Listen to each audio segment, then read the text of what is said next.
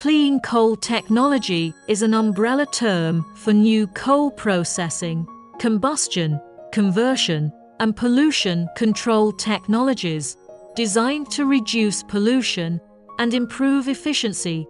Clean coal ball press: reasonable structure, smooth operation, low energy consumption.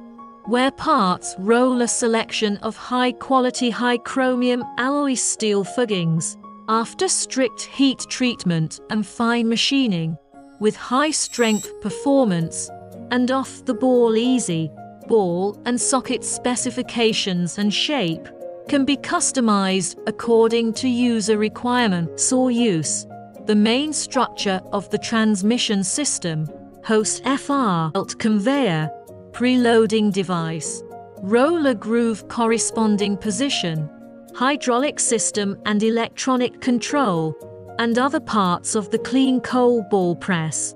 Adopts screw feeding device. Screw feeding device is driven by speed regulating motor, driven by the belt pulley reducer.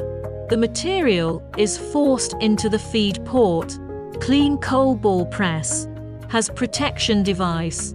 Not only can protect the normal operation of the machine, at the same time can protect the machine operator.